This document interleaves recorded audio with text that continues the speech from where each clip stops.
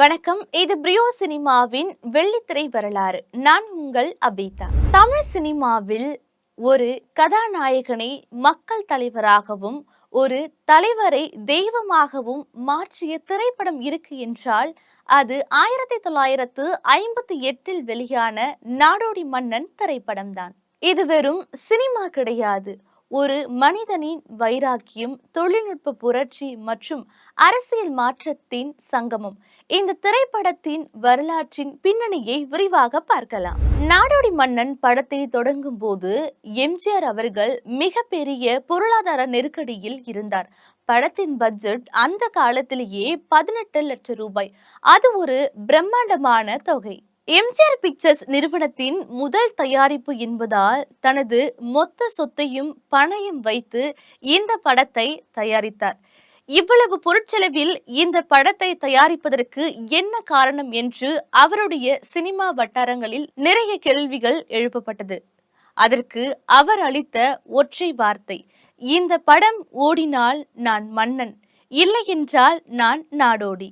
எம்ஜிஆர் அவரின் இந்த விடாமுயற்சியை பார்த்த ஏவிஎம் நிறுவனம் ரிலீஸ் சமயத்தில் பிரிண்ட் எடுப்பதற்காக எம்ஜிஆர் அவர்களுக்கு ஏவி மெய்யப்ப செட்டியார் அவர்கள் ரூபாய் 50,000 பணத்தை கடனாக வழங்கினார். அதுவும் எம்ஜிஆரின் கையெழுத்தை மட்டுமே நம்பி இந்த தொகையை வழங்கினார். அந்த காலத்தில் ஒரு படத்தை முடிக்க 20 முதல் 40 நாட்கள் வரை ஆகும். ஆனால் இயக்குனரான எம்ஜிஆர் அவர்களோ இந்த திரைப்படத்தை முடிக்க எடுத்துக்கொண்ட நாட்கள் 156. அதனைத் தொடர்ந்து எம்ஜிஆர் அவர்கள் தன் மனதில் நினைத்த காட்சி அமைப்புகளோ வசனங்களோ சரியாக வரவில்லை என்ற அந்த ஒரு காரணத்திற்காகவே அவர் மனதில் நினைத்தபடி காட்சி அமைப்புகள் வர வேண்டும் என்பதற்காக மீண்டும் மீண்டும் படப்பிடிப்பை தொடங்கியிருக்கிறார்.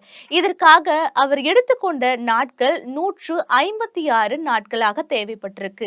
இதனாலேயே நடிகை பானுமதி அவர்களுக்கும் எம்ஜிஆர் அவர்களுக்கும் இடையே மனக்கசப்பு ஏற்பட்டிருக்கிறது.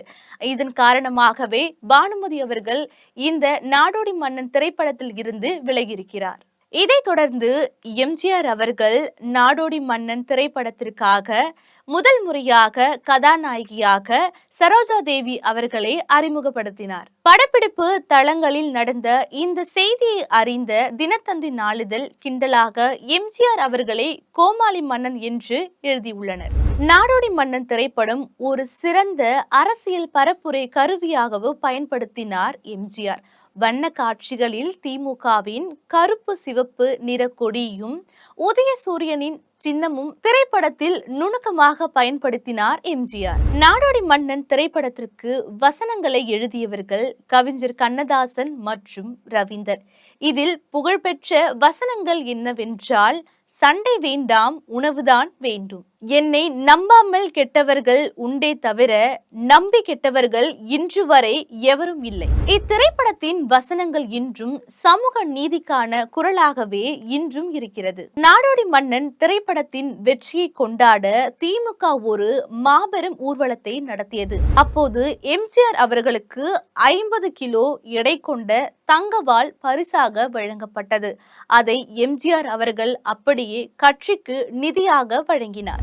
எம்ஜிஆரின் மதுரை வீரன் திரைப்படத்திற்கு பிறகு ரூபாய் 1 கோடியை வசூலித்து கொடுத்த திரைப்படம் என்றால் அது Nadodi Mannan. Silver jubilee hit அடித்த இந்த திரைப்படம் தான் எம்ஜிஆர் அவர்களுக்கு புரட்சி தலைவர் என்ற பட்டத்தை பெற்றுக் கொடுத்தது. நாடோடி மன்னன் திரைப்படத்தில் இடம்பெற்று இருக்கும் தூங்காதே தம்பி தூங்காதே என்ற பாடல் இன்றளவும் தமிழகத்தில் பரவலாக அனைவருடைய மத்தியிலும் தாரக மந்திரங்களாக ஒலிக்கிறது. இப்படியான வரலாற்று பின்னணியை கொண்ட நாடோடி மன்னன் திரைப்படம் நமக்கு சொல்லும் பாடம் என்னவென்றால், தன்னம்பிக்கையும் வேலையில் நேர்த்தியும் இருந்தால் ஒரு நாடோடி கூட நாட்டை ஆளலாம் என்பதற்கு உதாரணமாக அமைந்த திரைப்படம்தான் நாடோடி மன்னன். இது போன்ற சினிமா வரலாற்றின் பின்னணிகளை தெரிந்து கொள்ள மறக்காம பிரியோ சினிமாவை சப்ஸ்கிரைப் பண்ணுங்க.